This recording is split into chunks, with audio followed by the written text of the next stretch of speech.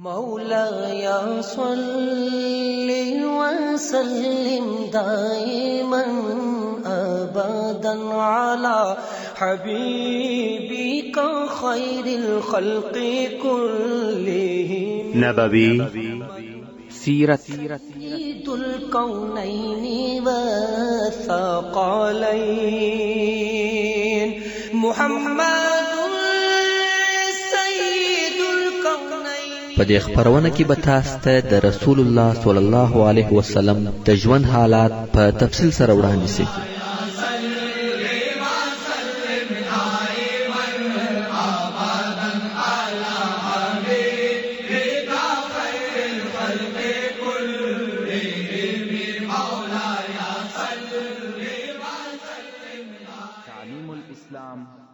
أعوذ بالله من الشيطان الرجيم. بسم الله الرحمن الرحيم. إن الحمد لله نحمده ونستعينه ونستغفره ونعوذ بالله من شرور أنفسنا وسيئات أعمالنا. من يهده الله فلا مضل له ومن يضلل فلا هادي له. وأشهد أن لا إله إلا الله وحده لا شريك له وأشهد أن محمدا عبده ورسوله. أما بعد، محترم ورونو، موږ هغه واقعات بیانول چې رسول الله صلی الله علیه و آله وسلم د دحیة الکلبی رضی الله تعالی عنه په لاس د روم پاچا قیصر ته یو رساله ورولېږل چې هغه یې و اسلام ته دعوتاوه. خو په دغه وخت کې چې دحیه رضی الله تعالی عنه و قیصر ته ورهیدي، هلته په شام کې یو څه واقعې پیښې شوې چې هغه داسې وې. په دغه وختو کې قیصر د روم پاچا په خپله په شام کې موجود و او شام ته د راتګ سبب دا و چې په تیر کال کې د روم او فارس په مابین کې ډېر لوی جنگ پیښ شوی و او په دې جنگ کې روم پر فارس غالب شو. فارس ته ماته او شکست ورکړي چې دغه واقعه یعنی پر فارس د روم کامیابی الله جل جلاله د هغه تر پیښېدو څو کاله د مخه په قرآن مجید کې ذکر کړي او بیان کړي و.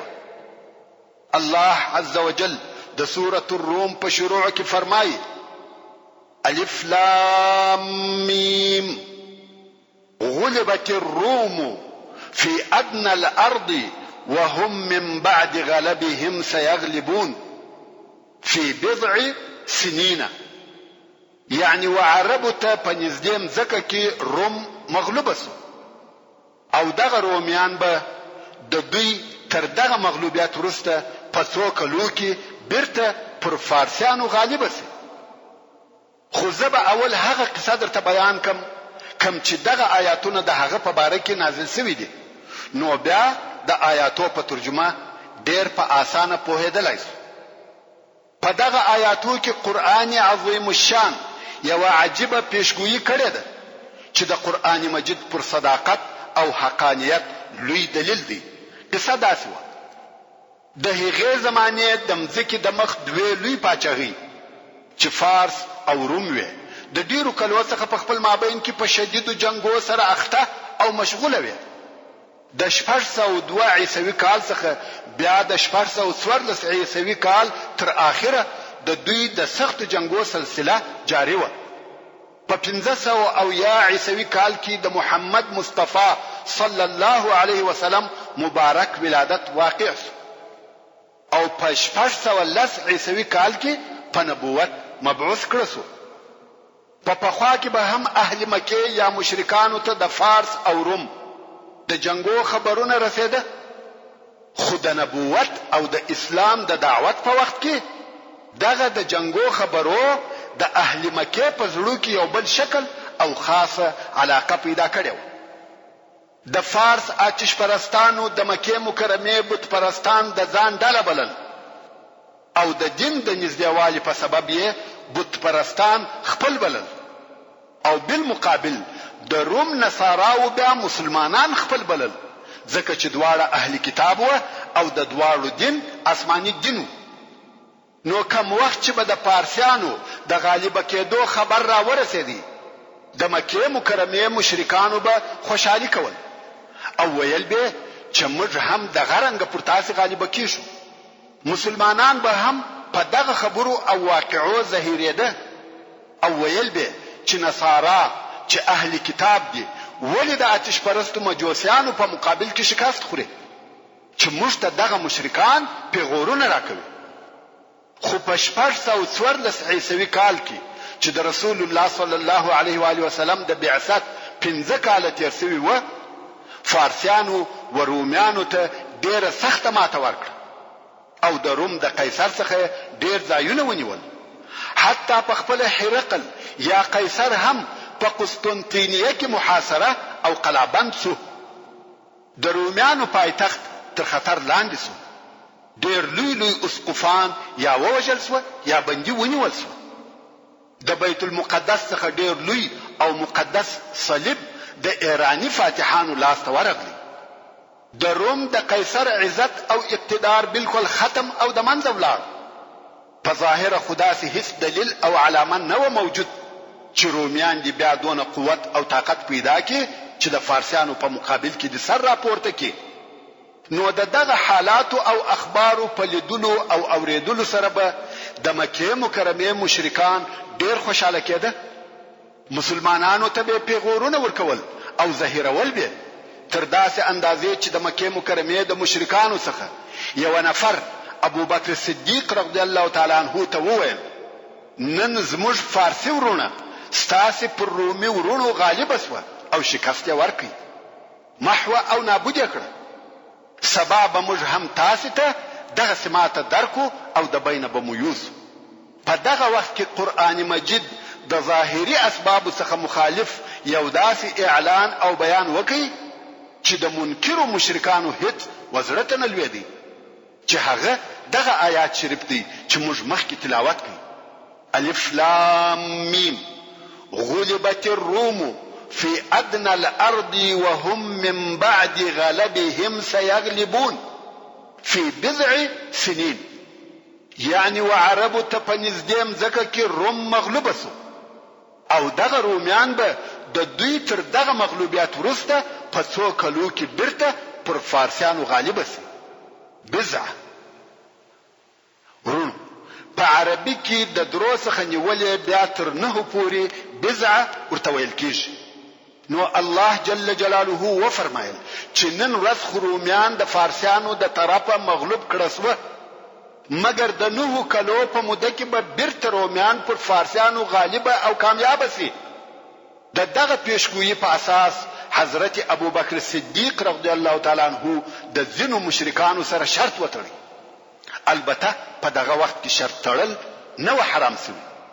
داسې شرط ورسره وتړي چې ویل کتر 2 کلو پوری رومیان پر پارسیانو نسو کامیابه، زب تاسو ته سل اوشان درکوم، او که په دغه موده کې رومیان کامیاب سو تاسو به ماته سل اوشان راکوي. که هم ابو بکر صدیق رضی الله تعالی عنہ په اول کې د بضع سنین ترجمه د خپل فکر سره برابر په لږو کلو کړو، نو یې خود د کفارو سره شرط هم په لږو کلو ایښیو. مگر بیا د رسول الله صلی الله علیه وسلم په لارښوونه سره د بضع سنین ترجمه یې په 9 کلو سره وکړه او شرط یې هم په دغه 9 کلو وتړي. او په دغه کلو کې د روم پاچا هرقل د جنگ د پاره ترتیبات نیول چې هغه د لاس وتلې عزت او اقتدار بیرته راوګرځوي. او په عین حال کې دا نظر هم پر ځان ایښی وو، ویل که الله جل جلاله موږ رومیان پر فارسیانو کامیاب کړو، نو د حمص یا قسطنطینیه څخه به تر ایلیا پوری چې بیت المقدس دی د حج او زیارت لپاره پیاده او پر پښو.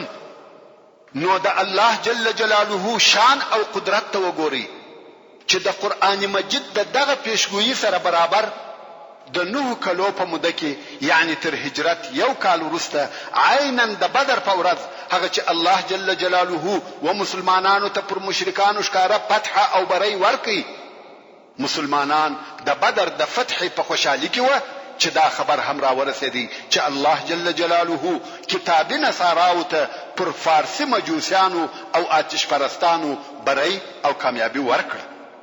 چې دغه خبر په اوریدلو سره د مکه مکرمه مشرکان نور هم سپک او ذلیل شو، او د قران کریم دغه عجيبه او حیرانونکې پیشګویی د دې سبب شو چې ډېر نفر و اسلام ته داخل شو، او ابو بکر الصدیق رضی الله تعالی عنه هغه د شرط سل اوشان د مکه مکرمه د مشرکانو څخه واخیسته او د رسول الله صلی الله علیه و آله وسلم په امر سره ټول خیرات کړ. ورونو اوس برته هغه خپل قصې ته ورګرځم. هغه دا چې رسول الله صلی الله علیه و آله وسلم د دحیه الکلبی رضی الله تعالی عنه په واسطه د روم پاچا هرقل ته رساله ولېږل، او په دغه وختو کې هرقل په خپل په شام کې وو، او دای هم په دې سبب شام ته راغلی وو چې په تیر کال کې د روم او فارس په مابین کې هغه لوی جنگ پیښ شوی وو چې قصه مو درته وکړه، او روم پر فارسیانو غالب شوی وو. اوس چې هرقل په جنگ کې کامیاب شو نو غواړي چې په هغه خپل نظر وفا وکړي. د قسطنطینیه څخه و بیت المقدس ته پیاده راغلی، خو قیصر په لار کې یو خوب ولیدی. هغه دا چې د پاچاهي د داسې قوم او خلقو په واسطه د لاسه څخه وځي چې هغه قوم سنت شوی دی. ورونو تاسو ته معلومه ده چې نصارا ځانونه او خپل اولادونه نه سنتوي، نو دغه خوب ولیدی چې د پاچاهي د یو داسې قوم په واسطه د لاسه وځي چې هغه سنت شوی وي. کم وخت چې شام ته ورسېدی د علماو احبارو وزیرانو څخه پوښتنه وکړه چې په دې وطنو کې څوک ځانونه سنتوي. هغه ورته وویل بیل يهودو بل څوک سنتېدل نه کوي. نو قیصر د ټولو يهودو د وژلو قصد او اراده وکړه. کې چیرې دا کار کړی وای دنیا به د يهودو د شر څخه خلاص کړي وای، مگر د الله جل جلاله اراده بیا بلو. اوس قیصر د يهودو د وژلو د پاره ترتیبات نسی، خپل قواوی آماده کوي چې په شام کې ټول موجود يهود حلال کې، ځکه چې هغه د خوب رښتیا نسی. په دغه وخت کې چې د يهودو د وژلو د پاره ځان جوړاوه، په شام کې یو غل ونیول شو چې هغه غل د عربو څخه وو. عربو او په شام کې اغلا کول. نو خلقو د هغه غله عرب په تلاشي شروع وکړه تر داسې اندازې چې کالیه ځنی وکړه.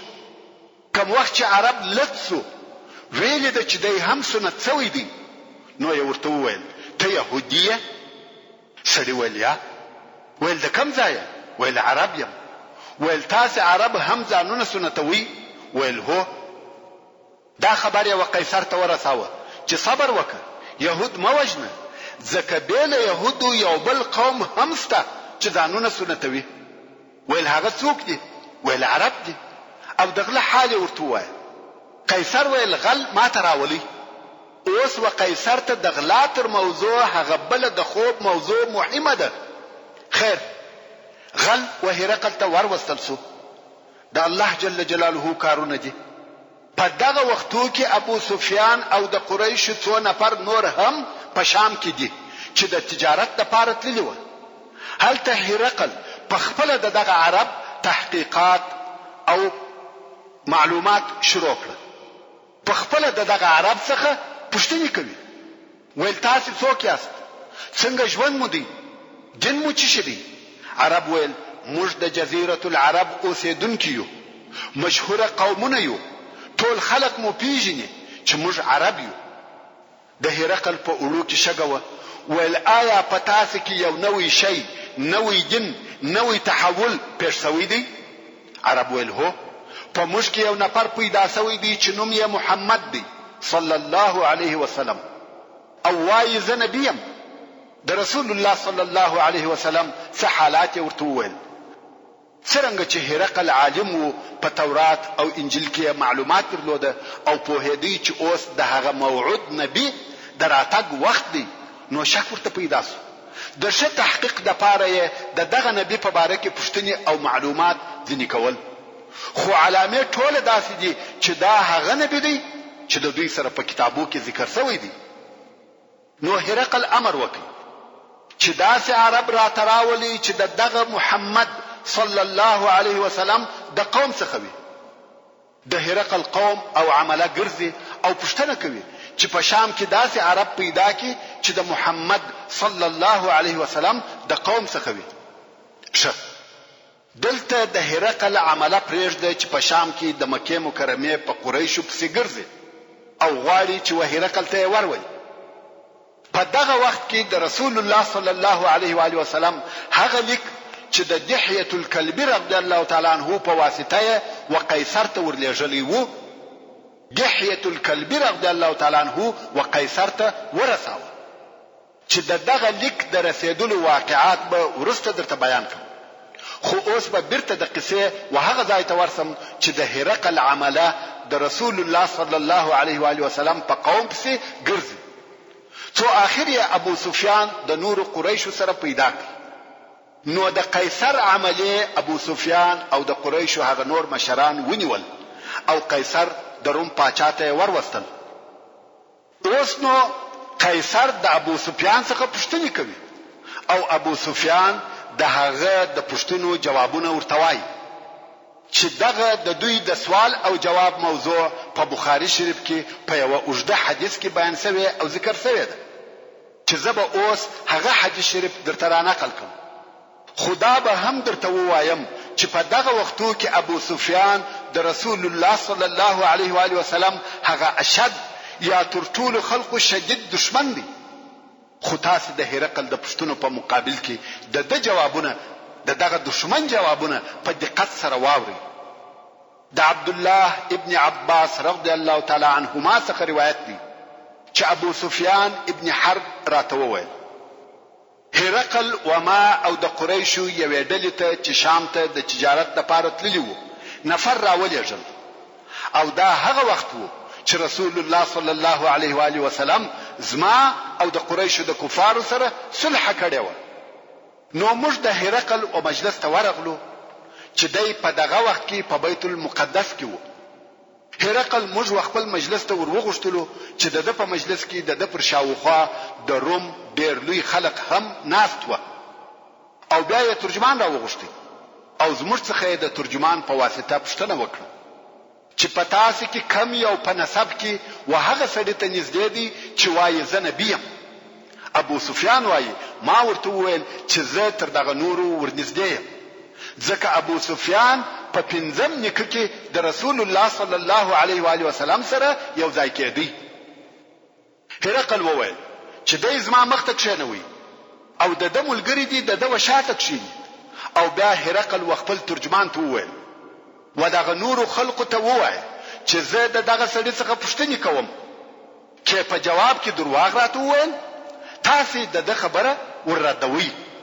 خو ابو سفیان بیا وایي کماته د دې څخه شرم او حیا نه درېدلای چې بیا به درواغجن معرفي سم، یعنی خلق به می درواغجن بولی، ما به درواغ ورته ویلی وای. نو هرقل په پښتون شروع وکړ او اوله پښتنه یې دا و چې دغه سړي نسب په تاسو کې څنګه دی؟ ما ورته ویل هغه په موږ کې د ښه نسب خاوند دی. هرقل ویل آیا په تاسو کې دغه د نبوت دعوا او خبري یو بل چا هم تر د مخه کړی دي؟ یعنی چې ویل به زه نبی یم؟ ما ویل یا په موږ کې تر اوسه چا د نبوت دعوا نه ده کړې. هرقل ویل آیا د محمد په نکاګانو کې یو پاچا تیر سوی دی؟ ما ویل یا. هرقل ویل آیا هغه د شرف او عزت خاوندان متابعت کوي که ضعیف خلق؟ ما ویل یا. هغه ضعیف خلق یې متابعت کوي. هرقل ویل آیا دغه د متابعین ذاتیږي که کمیږي؟ ما ویل ذاتیږي. هرقل ویل یو څوک چې د دین ته داخل سي بیا بیرته ځنی اوړي؟ ما ویل یا. داسې څوک نه دی را معلوم چې د دین ته داخل سوی وي او بیرته دې ځنې اوښتي وي. هرقل ویل آیا تر دغه د مخه چې د نبوت خبرې وکي تاسو په دې کې درواغ لیدلی و؟ ما ویل یا. هرقل ویل آیا غدر وعده خلافی او خیانت کوي؟ ما ویل یا. مگر اوس زموږ او د په مابین کې د یو څه مودې د پاره پر صلح عهد او اتفاق سوی دی، خو په دې نه يم خبر چې په دغه صلح او وعده کې به څه را سره وکړي. چې د ابو سفیان مقصد هغه د حدیبیه صلح و چې اوس هم جاری او برحاله و. ابو سفیان وایي په دغه ټول سوال او جواب کې می داسې خبره نکړه پیدا چې زه پر زیاته کم بل دغه خبر څخه. هرقل ویل ستاسو او د په مابین کې جنگ پیښ شوی دی؟ ما ویل هو. هرقل ویل دغه د جنگ نتیجه به څنګه و؟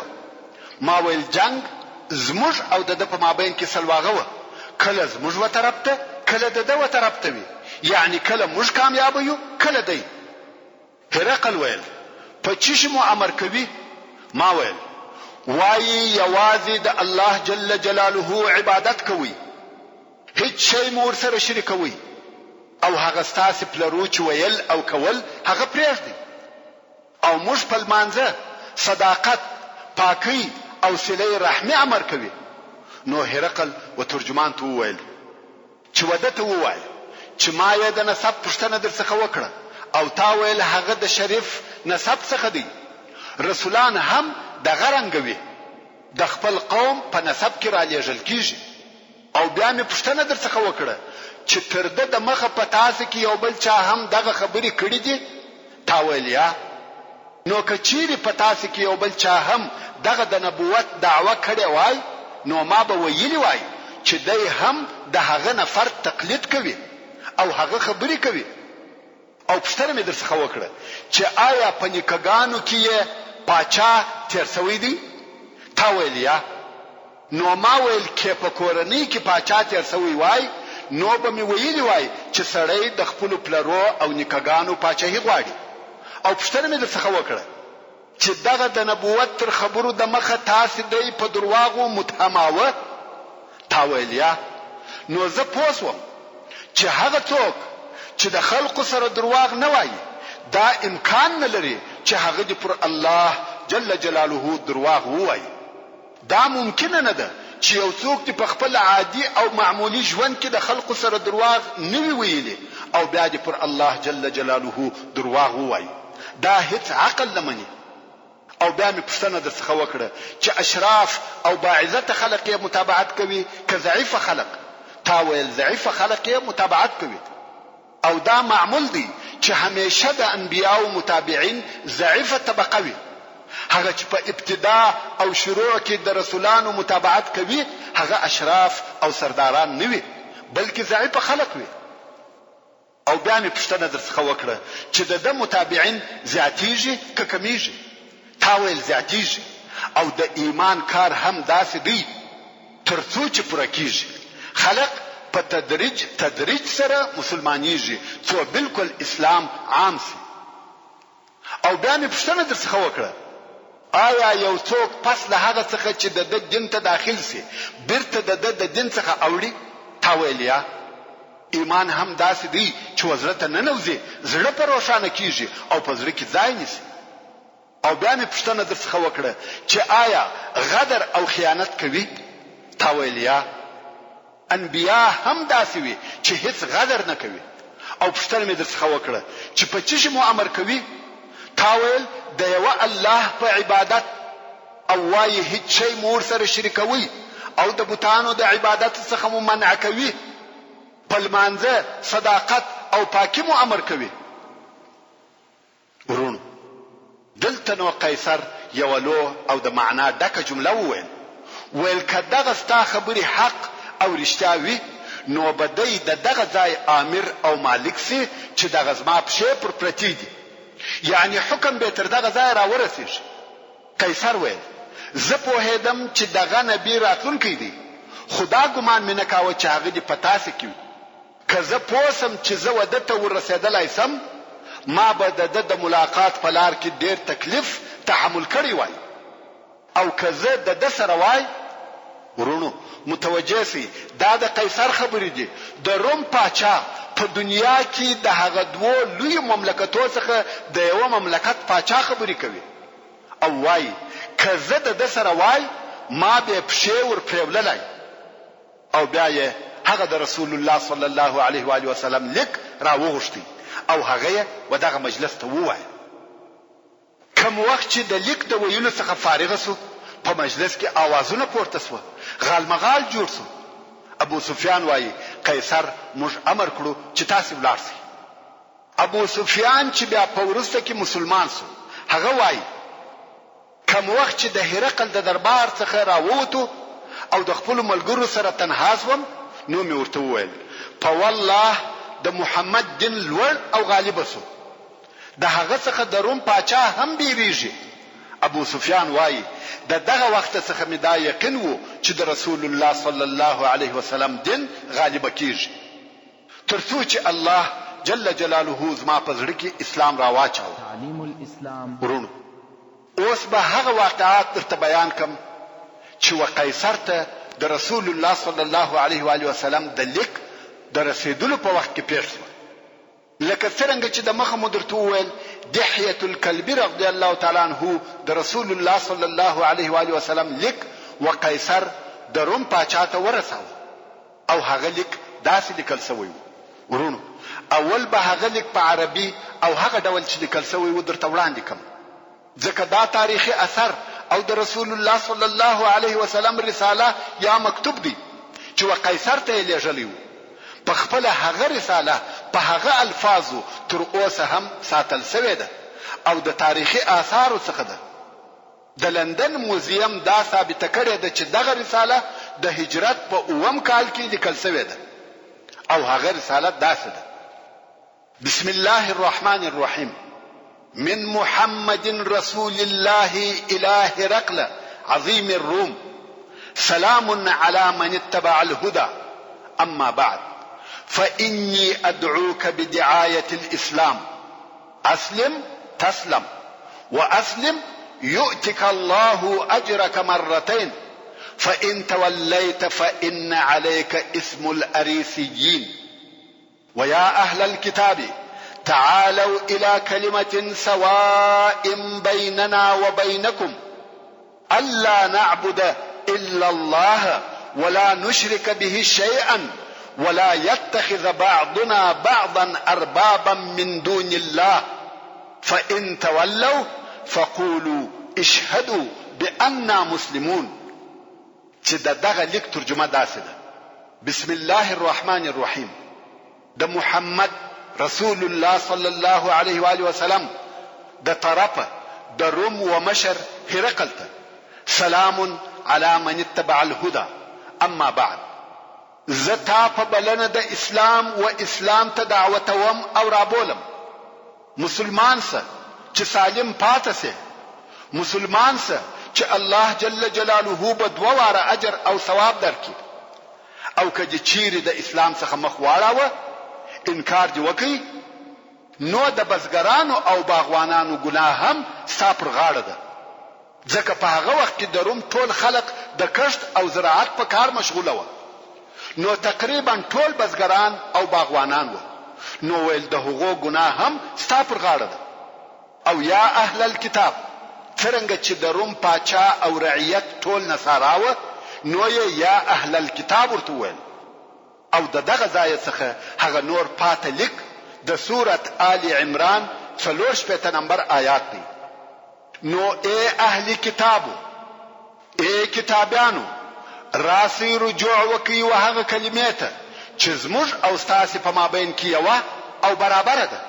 هغه دا چې بیل الله جل جلاله څخه به بل د هیڅ عبادت نکوو او الله جل جلاله ته به هیڅ شی نشریکوو او نه به ګرځوي ځینې زموږ ځینې نور خدایان بیل الله جل جلاله څخه به بل څوک د خپل ځانو د پاره مالک او معبود نه ګرځو.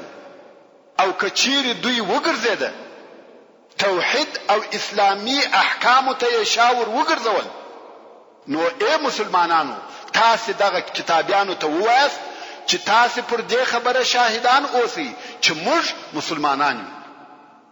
کوم وخت چې هرقل ته د رسول الله صلی الله علیه و آله وسلم دغه لیک او رساله وویل شوه او ترجمه شوه، هرقل ورېږدېد، ځکه هلته د مخه د ابو سفیان سره ملاقات سوال او جواب کړی و او هغه سوال او جواب یې په دماغ کې پاته و او دلته دغه رساله ورته وویل شوه.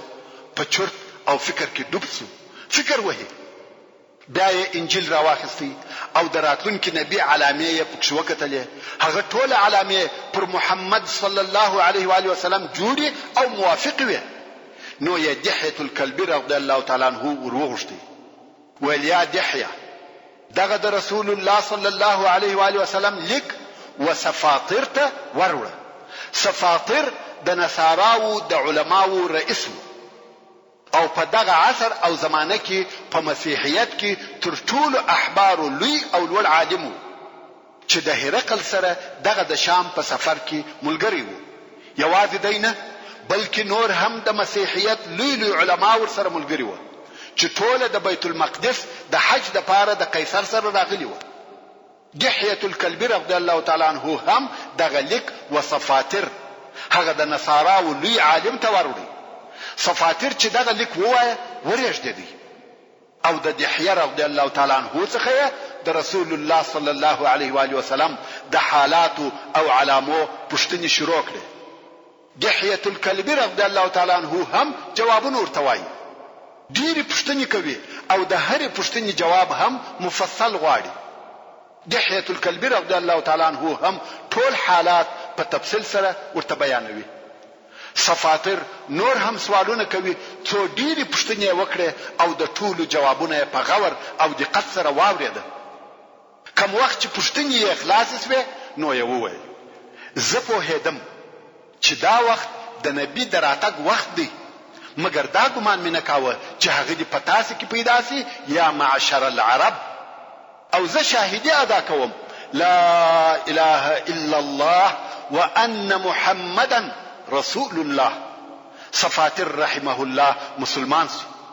اوس نو سفاطر د نصاراو هغه نور علما سره راټول کړ او دای هم ورسره کښېنستی. د رسول الله صلی الله علیه وسلم هغه رساله ورته وویل کوم چې دحیة الکلبی رضی الله تعالی عنه راوړې وه او د نبی آخر زمان ټول علامې ورته بیان کړې او بیا یې د دوی د انجیل څخه هغه دلایل ورته وویل چې د محمد صلی الله علیه و آله وسلم پر نبوت دلالت کاوه او دا یې ثابتول چې محمد صلی الله علیه و آله وسلم هغه موعود او راتلونکی نبی دی. کوم وخت چې خپل دلایل یې ټوله وویل او د رسول الله صلی الله علیه و آله وسلم علامې هم بیان کړې نو ویل زه اوس تاسو و اسلام ته رابولم او مسلمانان سي. زه په خپل دا شاهدي ادا کوم چې لا اله الا الله وان محمدا رسول الله. دلته د نصاراو دغه نور علما وبېرېده، ویل که خلق خبر سوه چې سفاطر مسلمان سو نو د مسیح علیه السلام دین پرېږدي. دغه نور علماو د سفاطر رحمه الله د وجلو اراده وکړه او سفاطر رضی الله تعالی عنه یې په شهادت ورساوه. اوس په نصاراو کې یو واقعه پیښه ده چې ټول په فکر کې دي او نه پوهیږي چې څه وکړي. په خپل هرقل په حیرت کې دي چې څنګه وکړي.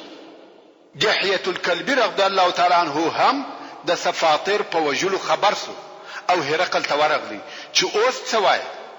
هرقل ویل والله په دوی کې سفاطر تر ما عزتمن وو وعلماو ته د درجه او مقام زما تر مقام لوړ و، نو چې د اطاعت ونه کوي او وی وږي نو زما اطاعت به څنګه کوي. مګر بیا هم ته صبر وکړه. بیا نو هرقل امر وکړي چې د نصاراو ټول علما اشراف او مشران دي راټول سي. هغه ټول په یو قصر کې سره یو ځای کړ. هرقل امر وکړي چې د قصر دروازې بندي او وتړي او د قصر پر شاوخوا مسلح فوج ودراوه چې چاته د وتلو اجازه ورنکړي.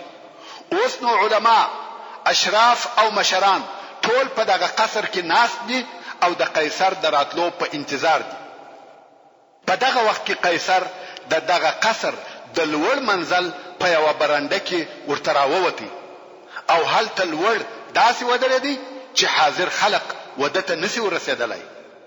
قیصر د هغه ځای څخه د رسول الله صلی الله علیه و آله وسلم لیک ورته ولوست او بیا یې هغه علامې ورته بیان کړې کوم چې په انجیل کې د نبی آخر زمان په باره کې راغلي وي او بیا یې داسې دلایل ورته وویل چې په هغه سره یې دا ثابتول چې محمد صلی الله علیه و آله وسلم هغه نبی دی کوم چې د راتګ وعده یې سوې ده. پس له دغه مقدمې څخه قیصر وویل زه په خپل شاهدی ادا کوم چې لا اله الا الله وان محمدا رسول الله او غواړم چې تاسو هم مسلمانان سئ. یو ور په دغه راټول شو خلقو کې نارې جوړې شوې غالمغال سو او د قصر د دروازو پر طرف غلي غواړي چې ووزي او نارې وهي قیصر مسلمان سو قیصر مسلمان سو. خو د قصر دروازې تړلې وي او مسلح فوج ولاړ دي. خلق د مجبورۍ بیرته راوګرځېده او سره یو ځای شو. قیصر ولاړ دی او ورته ګوري. بیا دغه نفرو و قیصر ته وویل په والله که ته موږ ټوله ووژنې بیا به هم موږ د مسیح دین پرې نږدو. اوس نو د قیصر په مخ کې دوه کاره دي چې د هغو څخه به یو قبلوي او عملي کوي او تر هغه بل به تیریږي چې هغه دوه اسلام یا پاچاهي ده.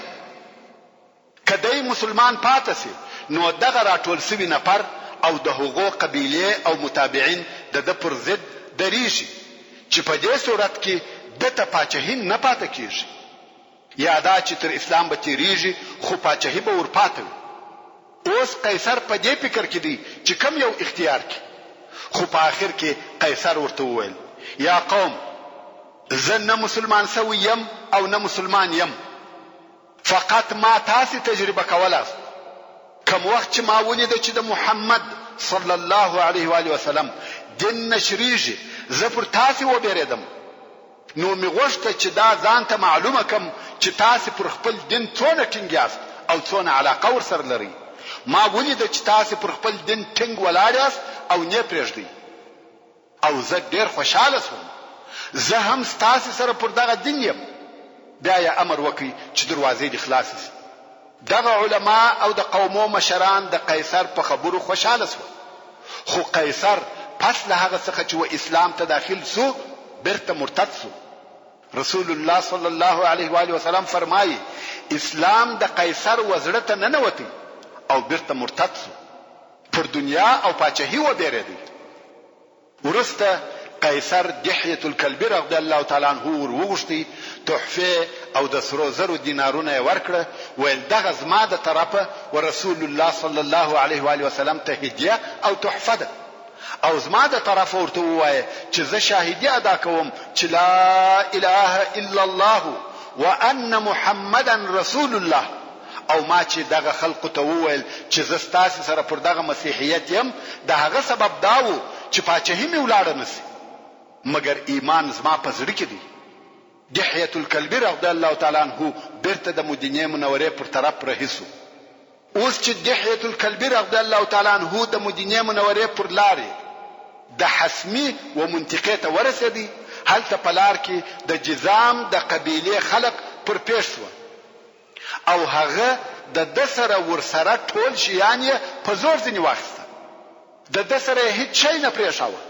کوم وخت چې دحیه الکلبی رضی الله تعالی عنہ مدینه منوره ته ورسېدی د مخ تر دې چې خپل کور ته ولاړ سي اول ورسول الله صلی الله علیه و آله وسلم ته ورغلی او په قصه خبر کړ. اول یې د قیصر پیغام ورته وایي چې قیصر وایي زه په زړه کې مسلمان یم مګر په ظاهر د دې د پاره کفر ښکار کوم چې پاچاهي می ولاړ نسی. خو رسول الله صلی الله علیه و آله وسلم و فرمایل دغه د الله دشمن درواغ وایي دی مسلمان نه دی بلکې دنیا پر غالب وسوه. دا د قیصر د زړه پټ حال او حقیقت وو چې رسول الله صلی الله علیه و آله وسلم ښکارا کړ. دی د نجاشی په مثل نه وو بلکې دنیا ورکش کی او د دنیا حب پر غالب وسو. پاتس و د جزام یا جزام د قبیله د خلقو موضوع د هغو د جزا ورکولو د پاره رسول الله صلی الله علیه و آله وسلم زید ابن الحارثه رضی الله تعالی عنه وحسمته د 1500 نفرو سره ولېږي. حسمی یو منطقه ده چې د وادي القرى و شاته ده. زید رضی الله تعالی عنه هم د جذام پر قبیله حمله وکړه. کم کسان چې وژل کېده و وژل شو او نور وتښتېدل.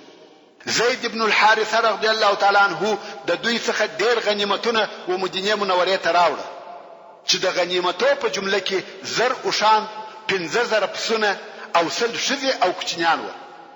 خو هلته بیا د رسول الله صلی الله علیه و آله وسلم او د جذام د قبیله په مابین کې د نه تعارض وعده هم و. نو زید ابن رفاعه الجذامي چې د جذام د قبیله د مشرانو څخه وو، دی او د قوم څو نفره مسلمانان سوي هم و. او په هغه وخت کې چې پر دحیه الکلبی رضی الله تعالی عنه حمله کېده، دوی د رضی الله تعالی عنه کومک هم کړی و. نو دغه زید ابن رفاعه ورسول الله صلی الله علیه و آله وسلم ته عرض او شکایت وکړي چې زموږ سره داسې وسو. رسول الله صلی الله علیه و آله وسلم هم هغه د شکایت قبول کړي، بندیان او غنیمتونه بیرته ورکړ. ورونو، دا د رسول الله صلی الله علیه و آله وسلم یو رساله او لیک وو. خو تاسو وګورئ چې د هغه وخت د مځکې د مخ پر هغه لوی پاچای څونه اثر او تاثیر وو. ټول مملکت یې ورورېږداوه.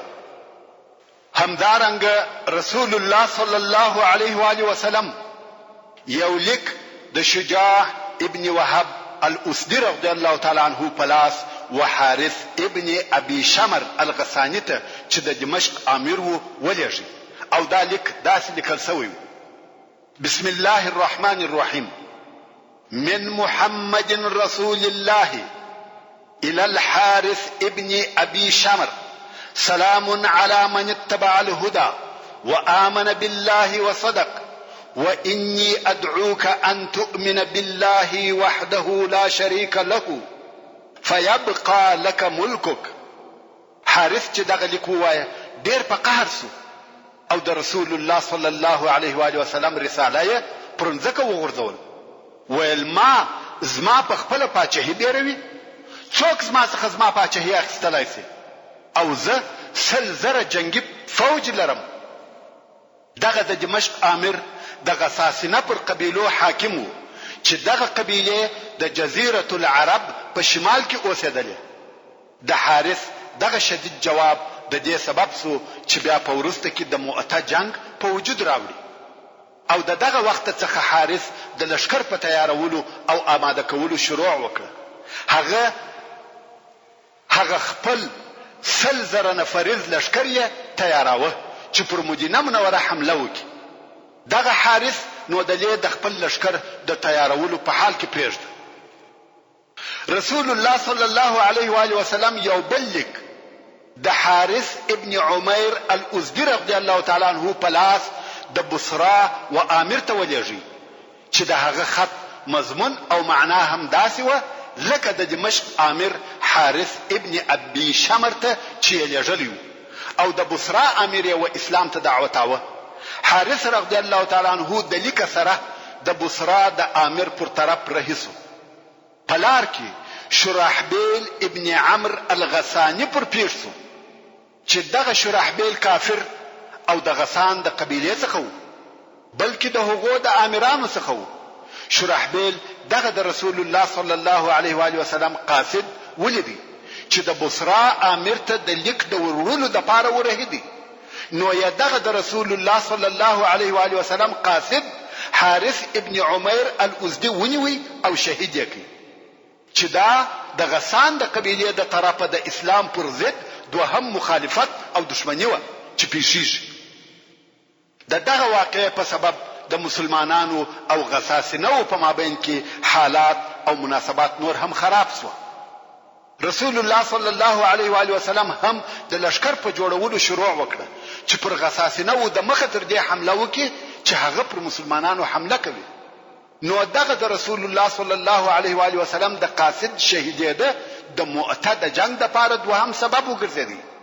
چې د غساسینو د طرفه د رسول الله صلی الله علیه و آله وسلم د دوو رسالو سره ناوړه حرکتونه وسوه.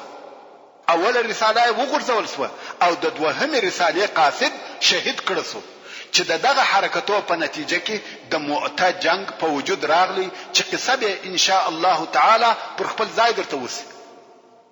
بیا هم رسول الله صلی الله علیه و آله وسلم یو بل رساله د حاطب ابن ابي بلتعه رضی الله تعالی عنہ په لاس د مصر او اسکندریه و پاچا مقوقس ته ورولېږل، چې دغه پاچا نوم جریج ابن متیو او مقوقس یې لقب و، چې دغه رساله تر اوسه پورې ساتل شوې ده او دا لیک داسې لیکل شوی و: بسم الله الرحمن الرحیم من محمد رسول الله الى المقوقس عظيم القبط سلام على من اتبع الهدى اما بعد فاني ادعوك بدعايه الاسلام اسلم تسلم واسلم يؤتك الله اجرك مرتين فان توليت فان عليك اسم اهل القبط يا اهل الكتاب تعالوا الى كلمه سواء بيننا وبينكم